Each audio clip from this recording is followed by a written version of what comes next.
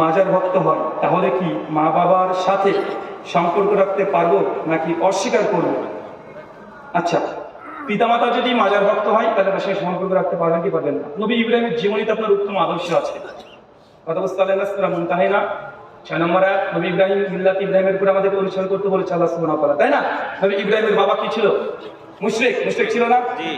নবী ইব্রাহিমের ভাষাটা দেখেছেন? সূরা আম্বিয়ার 51 53 নম্বর আয়াত। ইয়া আবাতি, বাংলা মানে করলে হবে ইয়া আমার আব্বা জান, মানে প্রিয় শব্দটা আছে। ইয়া আবাতি, ইয়া আমার পিতা।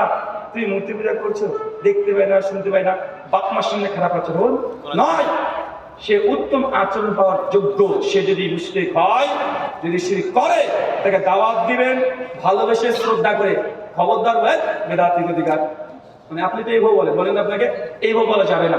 একদম মৃত্যু মতো দাঁত দিয়ে যান সম্পর্ক আব্বা মার সঙ্গে কাটা যাবে না।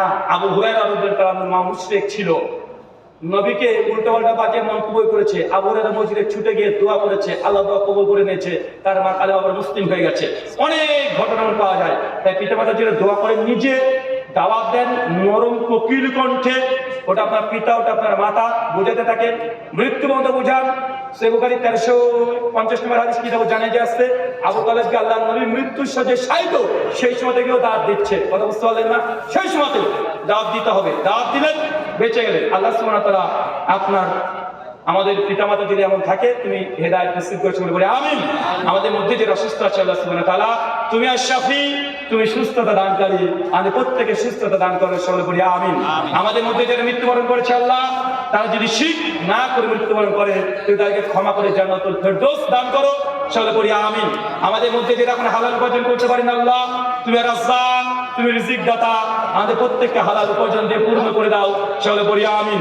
আল্লাহ আমাদের মধ্যে যারা এখন পর্যন্ত অনেক ঋণগ্রস্ত আছি, আল্লাহ সুবহানাহু ওয়া তাআলা ঋণের গজব, ঋণের আযাব থেকে আমাদের পরিত্রাণ দান করে, সকলে বলি আমিন।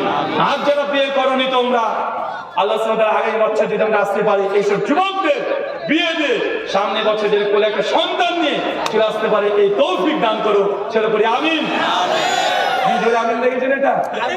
ওয়ামা আলাইনা ইল্লাল বালাগ, সুবহানাকা আল্লাহুম্মা ওয়া বিহামদিক, ওয়া আশহাদু আল্লা ইলাহা ইল্লা আনতা আস্তাগফিরুকা ওয়া আতুবু ইলাইক।